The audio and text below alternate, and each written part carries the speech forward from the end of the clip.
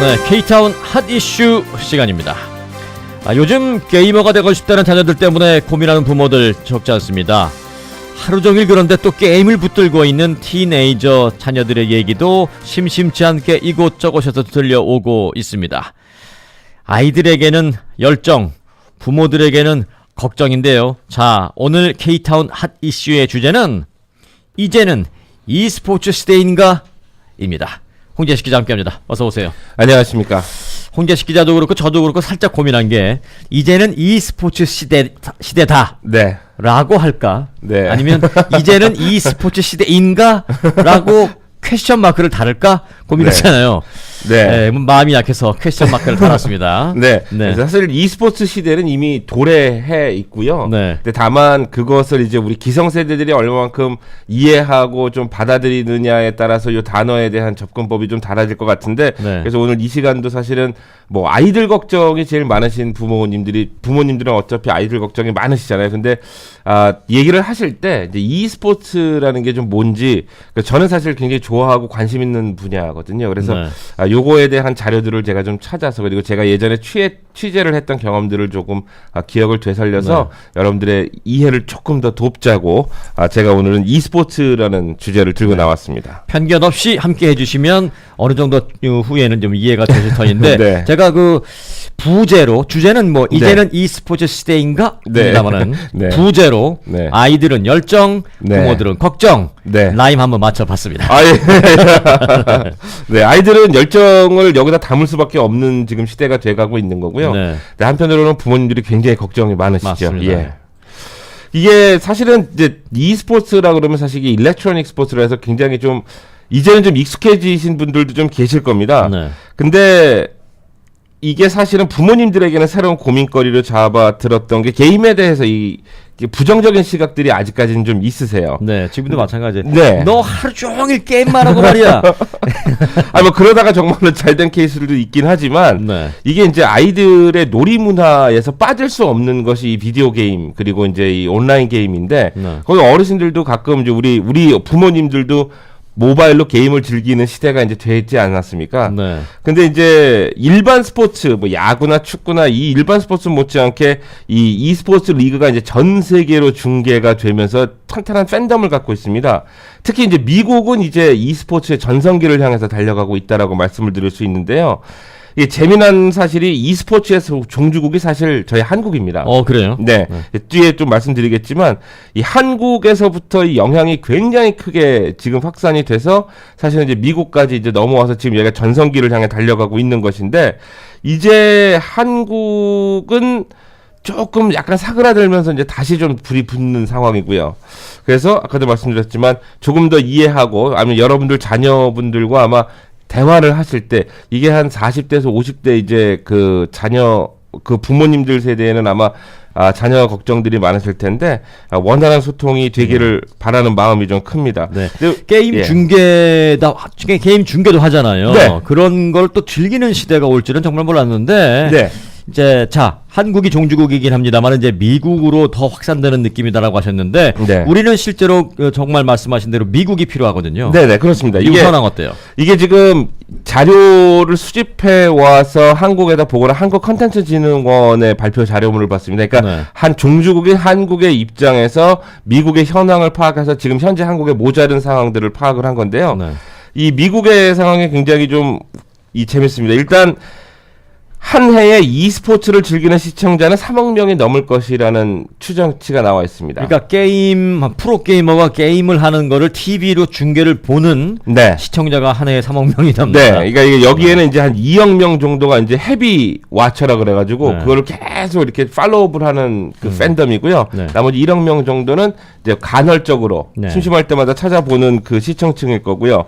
근데 여기에는 1인 방송국이 이제 급격히 미국에서 확산되면서 이 시청층이 단단해지고 있는 상황입니다. 이게 게임 플레이 컨텐츠가 이제 이 1인 방송국의 주요 축이거든요. 나도 즐기는 게임을 프로게이머들이 자신의 게임을 라이브로 생중계를 하고 세계 각지에서 모인 게이머들의 예선, 본선 경기 중계가 더해지면서 폭발력이 굉장히 커지고 있습니다. 그 시청층도 단단해지고요. 이 관련 분야는 올해 한 10억 달러의 매출을 보고 있고요. 2021년에는 16억 달러를 웃돌 것으로 지금 예상을 하고 있습니다. 따라서 마케팅이나 광고 또 프로팀 운영 전문 기획사들도 이제 적극적으로 참가를 하고 있는 상황이고 대학교들도 자체 프로팀을 지금 운영하는 추세입니다. 그래서 특기생 문이 열리고 있습니다. 와, 그러니까 풋볼 잘하면 그걸로 대학 가기도 하고 네. 야구 잘하면 그걸로 대학 가기도 하는데 네네네. 게임 잘하면 그걸로 대학 가는 세상이 될 수 있나요? 아, 그렇게 돼가고 있습니다. 이게 네. 게임 명문 대학이 이제 곧 나올 것 같은데요. 저희 되게 명문 학교로 알려져 있죠. UC 버클리의 프로 게임 팀이 있습니다. 그래요? 근데 이제 최근에 스폰서십을 체결해가지고 큰 투자금을 받았고요. 여기는 이제 컴퓨터 회사들도 포함이 돼 있고요. 또 오하이오주 애슐랜드 대학에서는 요즘 최고 인기 게임인 이 포트나이트 선수들에게 장학금을 이제 지원해주기 시작했습니다. 그래서 실력 있는 선수들을 영입하겠다는 계획이고요. 이 미국 내 66개 대학은 현재 컬리지 e스포츠 리그를 준비 중입니다. 그러니까 NCAA 같은 리그가 이제 곧 나온다는 얘기죠. 그러네요. 예, 아직 게임에 집중해서 대학을 가세요라고 권하기에는 조금 위험 부담이 있습니다만, 전국에서 어떤 고등학생들은 게임에 집중해서 대학을 가는 세상이 되고 있습니다. 정말 시대가 좀 변하고 있는데요. 실제로 이제 고등학교 e스포츠 리그가 있는데 여기는 이제 샌프란시스코 49ers와 벤처 회사 등 투자를 받아서 전국 고등학생 e스포츠 대회 개최를 현실화하고 있습니다. 네.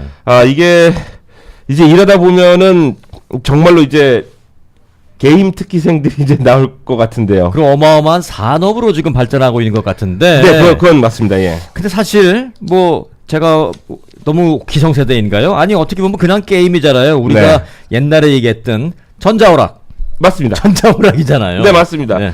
근데 이거를 좀 어떻게 이해를 하시면 조금 더 쉬우시냐면 네.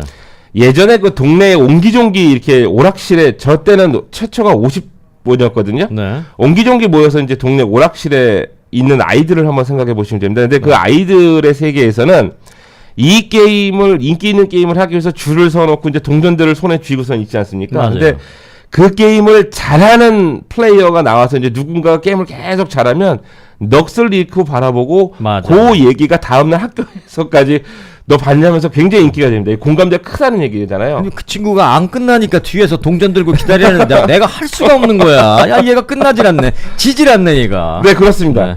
그 정서가 인터넷하고 이제 첨단 기술이 합쳐지면서 전 세계로 퍼져나갔다고 보시면 됩니다. 네. 그러니까 한 군데 큰 전자 오락실에 모든 거의 대부분의 청소년이나 티네이저들이 모여 앉아서 자신들이 좋아하는 게임 플레이를 보고 열광하면서 서로 공감대를 형성하는 이제 그 마당이 마련된 것이죠.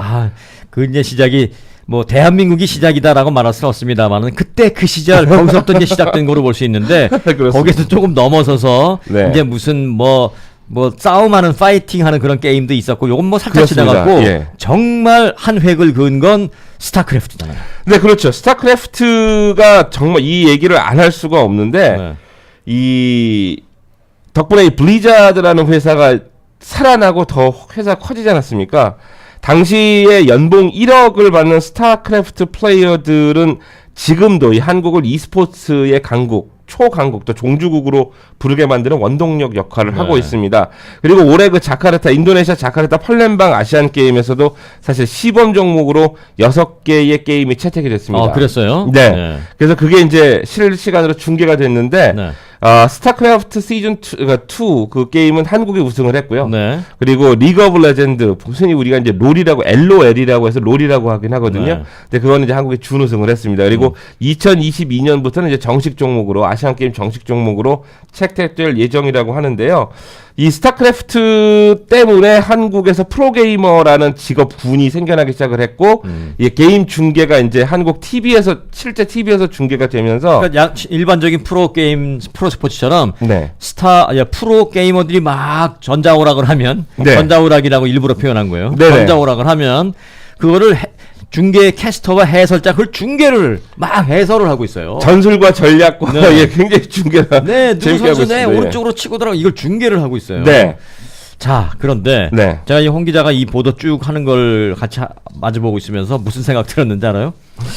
이 친구 참 신났어. 이런 생각이 들거든요. 홍 기자도 게임 좋아하잖아요. 네, 저도 그 콘솔 게임이라고 이제 해서 예전에 저희가 생각했던 뭐 닌텐도 아이들 많이 사주셨어요. 닌텐도 같은 거는 이제 콘솔 게임이라고 합니다. 나는 위 좋아요, 위. 아, 예, 위 운동하시는 분들은 또 위 많이 하시죠. 네. 그래서 저도 콘솔 게임을 즐겨 하는데 온라인상에서 이제 요즘에는 온라인상에서 다른 유저들하고 실시간 경기를 하는 게임들이 굉장히 많아졌거든요. 네. 매번 집니다.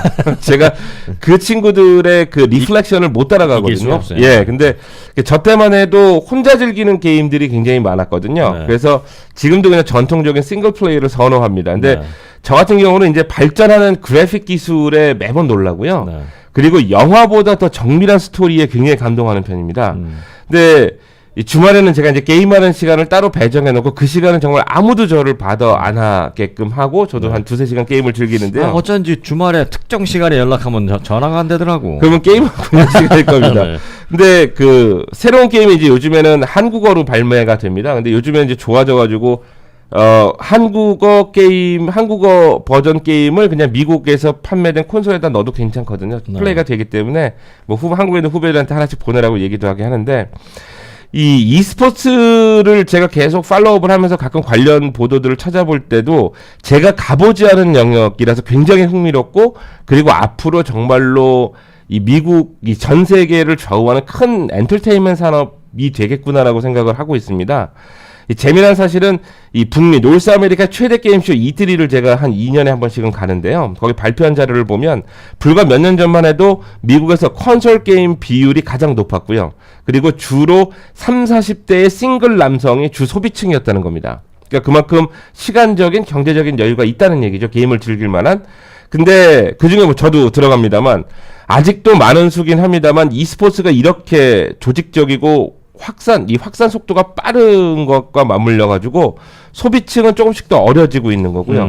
그 콘솔 역시 인터넷 기능이 굉장히 강화되고 있습니다. 그러니까 게임이 내가 혼자 즐기는 게임에서 아까도 말씀드렸다시피 내가 혼자 즐기는 게임 모드가 하나 있으면 그 같은 것을 전 세계 누군가도 함께 즐길 수 있는 온라인 모드가 같이 겹치면서 그건 저도 잘 알아요. 저도 예. 뭐 게임을 아주 즐기는 편은 아니지만 네. 몇 년 전에 이제 위를 통해서 네. 이제 뭐 슈팅 게임 같은 거 있어요. 네네네. 근데 컴퓨터랑 한 거야. 네. 이 정도면 나도 할만 하겠는데 해서 이제 네. 그 인터넷 상으로 들어가서 옮겨가서 네. 랜덤리 누군지 모르겠지만 누구와 함께 이제 한 걸 들어가는데 네. 5분을 못 버텨요. 네, 그게 굉장히 저희가 생각했던 거랑 다르고 그 앞서도 스타크래프트 얘기를 했지만 스타크래프트 같은 경우는 서버들이 각 지역별로 나눠져 있습니다. 뭐 더 한국 재밌는 서버 거는 있고. 내가 뭐 ABC라는 아이디를 가진 그 친구하고 이제 했단 말이에요. 5분을 못 버티고 이제 쉽게 졌어요. 그러니까 그 친구는 얼마나 재미없겠어요. 근데 또 다른 게임 할 사람을 막 쳤다가 우연히 그 친구랑 나랑 만난 거예요. 네네. 바로 나갑니다, 그 친구는. 아, 네. 네. 자, 여하튼 게임 산업은 더 커질 것이고 e스포츠 인구도 늘어날 텐데 자녀들이 프로 게이머가 되고 싶다라고 한다면 정말 뭐라고 답해야 할지 모르겠을 겁니다.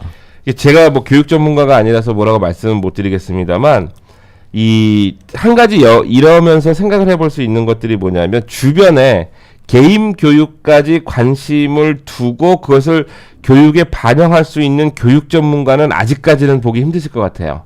그래서 일단은 부모님들이 좀 잘 아셔야 되긴 하는데 실제로 저희 데이지민이라고 교육전략가가 칼럼 매일 하지 않습니까? 네네네. 어떤 분이 청취자분께서 연락이 오셨어요.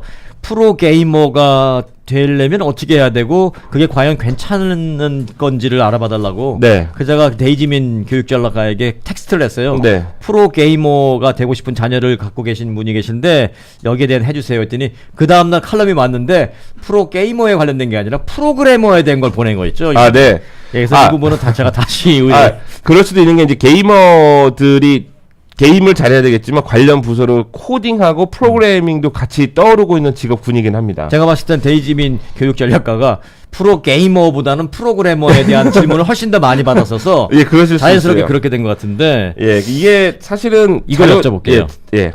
프로게이머의 연봉, 이게 정말 저는 가장 궁금했어요. 연봉이 일단은 하이스트 페이드, 그러니까 가장 높은 연봉 수준을 이렇게 말씀드리면 이것도 프로게이머로 보내는 게 괜찮겠다라고 생각하실 수도 있습니다만 네. 예, 절대 그렇게 생각하시면 안 되고요. 왜요? 그건 정말 하늘의 별 따기니까? 네네네. 이게 사실은 다시 뭐 분명히 아셔야 되겠지만 프로게이머들이 하는 얘기들은 프로게이머라는 그 직업군이 그렇게, 그러니까 들어가기 전에 동경했던 것과는 같지 않다라는 얘기를 많이 합니다. 그래서 그 우승컵을 거머쥐는 그 순간까지는 정말 아이비리그에 들어가는 것 못지않은 뼈를 깎는 그 훈련이 필요하다고 얘기를 하는데요. 근데 다만 프로게이머가 되고 싶다고 얘기하는 대부분의 티네이저들을 보면 일단 그게 좋아 보여서입니다. 그리고 네. 자신이 좋아하는 거기 때문에. 근데 연봉 얘기는 해드리겠습니다. 제가 조사를 해왔기 때문에 네. 연봉은 하겠습니다. 이 게임과 리그에 따라서 차이가 있는데 보통 프로그래머라 그러면 한 미니멈 1,000불에서 한 달에 미니멈 1,000불에서 맥스 한 5,000불 정도까지의 연봉 수준이라고 합니다. 네, 요것도 사실 쉬운 건 아니고요. 쉬운 건 아니죠. 근데 리그 오브 레전드라는 게임의 경우 한 달에 이제 15,000달러까지 월급을 받을 수 있고요. 네. 그리고 도타2라는 게이머인 쿠로키라는 선수가 기록한 이 상금은 또 최고입니다. 이 상금은 이제 각 대회에 나가서 자기가 타오는 건데 356만 달러를 지금까지 벌고 있습니다. 근데 이 탑 100 상위 100명 상금 랭킹에 한국 선수들이 7명이 들어가 있습니다. 생각보단 적네요. 네. 예, 그런데 최고 한 12억 원까지 이제 한국 돈으로 받는 선수가 있고요. 근데 이 스포츠 리그들에서 이제 우승하면은 뭐 80만에서 370만 달러까지 이렇게 상금들을 벌어들일 수 있다고 하는데 그게 이제 리플렉트가 돼서 보통 이제 연봉들이 정해지는데 한국으로 따지거나 역으로 따지면 보통 이제 1억 정도가 요즘에는 정말 우리 소위 말하는 잘 나가는 게이머들의 연봉 수준입니다. 네. 근데 전 세계 한 500명 정도만 고액 연봉 구분에 들어간다고 합니다. 네, 몇 명에서 500명. 이게 좀 데이터가 조금 애매한 게요. 프로게이머라고 얘기하는 사람들의 숫자가 정확하지가 않다는 거죠. 누구나 될 수 있기 때문에. 그래서 전 세계 게임 인구가 총 한 22억 명 정도가 되는데요. 네. 그 중에 500명이 최고 연봉 수위라고 보시면 됩니다. 하버드 가는 게 낫겠다. 네. 예, 그러니까는 어떤 교육 전문가는 그러시더라고요. 프로게이머가 돼서 내가 거기에 탑을 가느니 아이비리그 들어가는 게 더 좀 수월한 시대가 될지도 모른다고. 네. 예. 자, 그러나 뭐 누구나 다 가지고 있는 탤런트가 있으니까. 그럼요. 이쪽 탤런트가 더 강하다면 뭐 할 수도 있는 건데 우리가 부모님들이 자녀들이 게임을 할 때 무턱대고 반대하기보다는 지금 이런 시대가 돼가고 있구나를 알고 반대하는 게 네. 반대라도 난 거죠. 실질적으로 아예 자녀가 조금 더 이제 고등학생까지 되면 네. 부모님들하고 같이 특히 아버지나 어머니하고 같이 이렇게 해서 같이 게임을 즐기는 것도 굉장히 좋은 소통의 방법이라고는 얘기를 하더군요. 네. 예. 여하튼 뭐 공부를 해야 하는데 공부 안 하고 그냥 게임만 한다면 물론 이제 뭐 잔소리 할 수밖에 없는데 네. 이 게임이라는 것에 대한 사회적인 인식이나 여러 가지 네. 여건 상황이 이렇게 바뀌고는 있다. 이 정도는 좀 알아봐야 되겠습니다. 네, 그렇습니다. 예. 그래서 다시 한번 말씀드리는 게 아이들은 열정, 부모들은 걱정. 이 스포츠와 관련된 내용을 네, 오늘 그렇습니다. 함께 알아봤습니다. 홍재식 기자였습니다. 고맙습니다.